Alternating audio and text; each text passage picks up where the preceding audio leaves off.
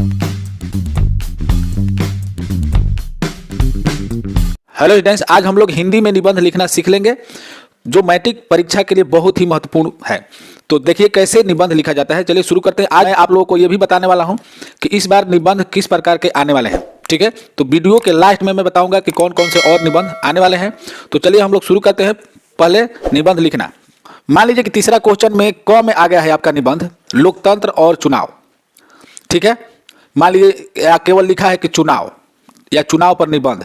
तो आप क्या कीजिएगा, सबसे पहले आपको 3 क्वेश्चन नंबर डाल लेना है। ठीक है, और उसके बाद सामने लिख देना है निबंध और कोष्ठ में लिख देना है 10 अंक स्तरीय, क्योंकि 10 अंक आता है।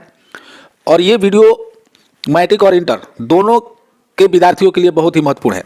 ठीक है, तो चलिए शुरू करते हैं। देखिए सबसे मान लीजिए क में आया है लोकतंत्र और चुनाव, तो हम उसमें विचार बिंदु दिया रहेगा। ठीक है, मैट्रिक क्लास में, इंटर क्लास में हो सकता है कि विचार बिंदु ना दिया हो, लेकिन अगर नहीं भी दिया है तो आपको विचार बिंदु लिखकर आपको उसका निबंध लिखना होगा। ठीक है, तो चलिए शुरू करते हैं। देखिए नंबर 1 में प्रस्तावना है, कह रहे चुनाव किसी भी लोकतंत्र का सबसे अहम भाग है। तो विद्यार्थी, जो चुनाव होता है वह लोकतंत्र का सबसे अहम भाग होता है। ठीक है, महत्वपूर्ण भाग होता है। चुनाव के द्वारा हम अपने अधिकार का प्रयोग करके अपना नेता चुनते हैं।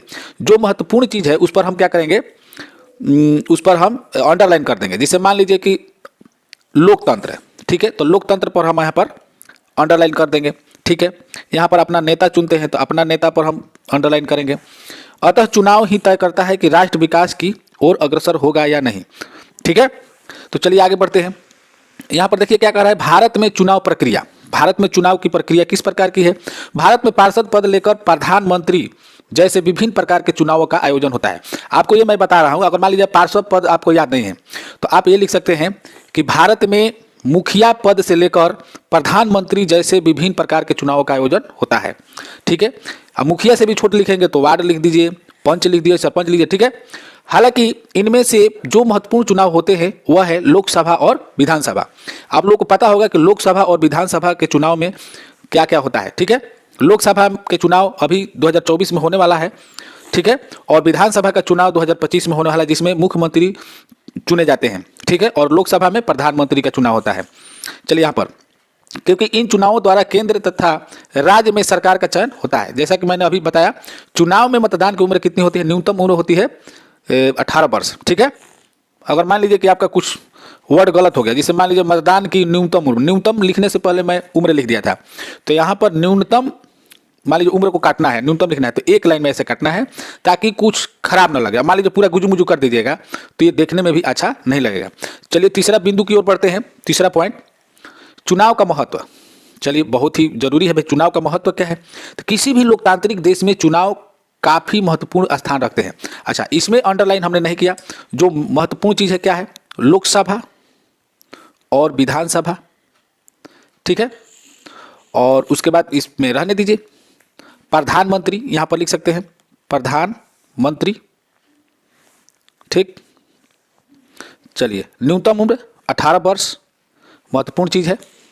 चुनाव का महत्व क्या है, किसी भी लोकतांत्रिक देश में चुनाव काफी महत्वपूर्ण स्थान रखते हैं, क्योंकि भारत को विश्व के सबसे बड़े लोकतंत्र के रूप में भी जाना जाता है। जो हमारा देश भारत है इसे विश्व में सबसे बड़ा लोकतंत्र के रूप में भी जाना जाता है, इसलिए भारत में चुनाव का काफी अहम माना जाता है।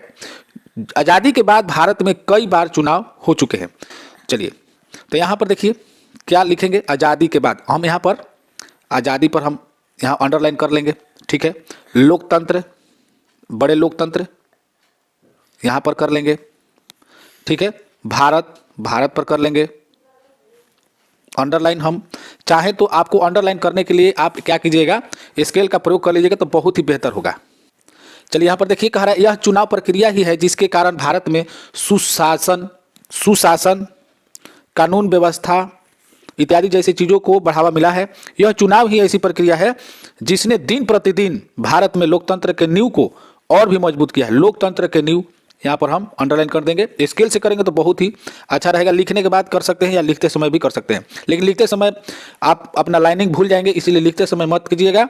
आप जब लिख लीजिएगा उसके बाद अंडरलाइन करके छोड़ दीजिएगा, स्केल उठा लीजिएगा। ठीक है, देखिए यहाँ पर बहुत ही अच्छा कथन है अब्राहम लिंकन जी का। उन्होंने कहा था लोकतंत्र का परिभाषा किस प्रकार दिया था, लोकतंत्र जनता के लिए और जनता द्वारा शासन है। ये जो क्वेश्चन है, ये कथन आ जाता है सामाजिक विज्ञान में भी कि यह कथन किसका है। तो अब्राहम लिंकन, अरस्तु वगैरह वगैरह 4 ऑप्शन दे दिया जाएगा, तो इसमें अब्राहम लिंकन आपको मार देना है। अतः लोकतंत्र में चुनाव का बहुत बड़ा महत्व है। ठीक है, इतना जो है लास्ट में आपको लिखना है। मान लीजिए 5 नंबर नहीं होगा, ये 4 नंबर ही होगा। 4 नंबर मान लीजिए है उपसंहार। देखिए यहाँ पर चुनाव का दृश्य लोकतंत्र का महत्वपूर्ण त्योहार जैसा है, क्योंकि चुनाव से ही जनप्रतिनिधियों का चयन होता है। जनप्रतिनिधियों का चयन होता है, जनप्रतिनिधियों, ठीक है, का चयन होता है तथा लोकप्रिय सरकार गठित हो पाती है। हम सरकार पर लगा देंगे अंडरलाइन, ठीक है, एक ही बार लगाएंगे, थोड़ा अच्छा से लगाएंगे। अच्छा, अतः हमें अपने मताधिकार का प्रयोग या उपयोग किसी के दबाव में न आते हुए अपने बुद्धि पूर्वक करना चाहिए। किसी के दबाव में आने की जरूरत नहीं है। और अंत में इस प्रकार से आप नीचे जो है ऐसे लगा सकते हैं। अच्छा, ऐसे करने से जो है सुसंगठित जो निबंध है आपका हो जाता है। तो इस प्रकार से आप निबंध को लिख सकते हैं। ये लगभग 250 शब्दों में ये निबंध लिखा हुआ है।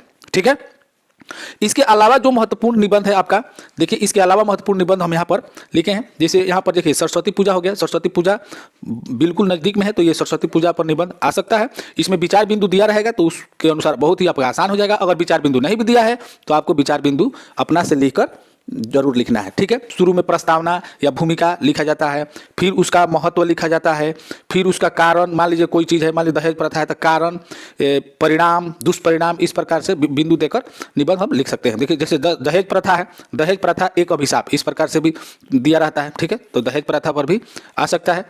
आपका प्रिय नेता, यहाँ पर हम काट दिए आपका प्रिय नेता, इस जगह पर आपका जो है बेरोजगारी की समस्या आ सकता है।